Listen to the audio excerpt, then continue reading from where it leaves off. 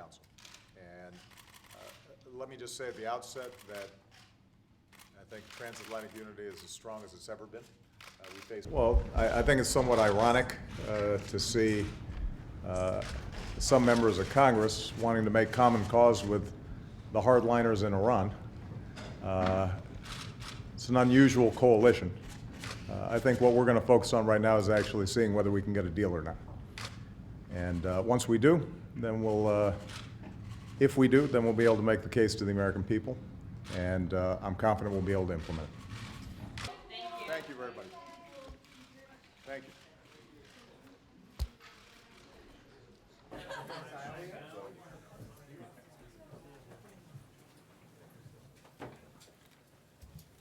Distrust and verify that Iran is prepared to live up to the agreement.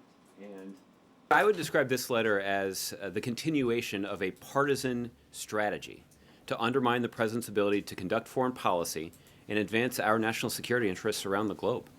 The fact is, the effort that is currently underway by the United States alongside our international partners seeks significant commitments from the Iranian government to curtail their nuclear program, and make clear to the international community that their nuclear program exists exclusively for peaceful means. We would want to see Iran demonstrate its commitment to this agreement for years before we would envision a scenario where Congress would take away the sanctions. The fact is, we have heard Republicans now for quite some time, including the principal author of this letter, make clear that their goal is to undermine these negotiations. And again, that is not a position I am ascribing to Senator Cotton. That is a position that he has strongly advocated. He described it as a feature of his strategy, not a bug.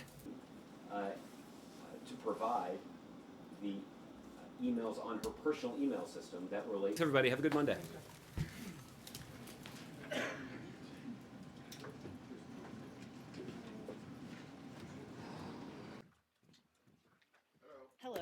Hello, Lucas. Back in the saddle here. And what we're talking about here is an arrangement between countries that, an executive arrangement between countries. And I know we've talked about this quite a bit, but clearly our view, as my colleague stated, is that this type of letter signed by dozens of members of Congress undermines our efforts and what the ability of the commander-in-chief and the executive branches to undertake as it relates to negotiation. I was thinking about the VE Day, Victory Europe Day, that's coming up. For propaganda purposes. All right, thanks everyone.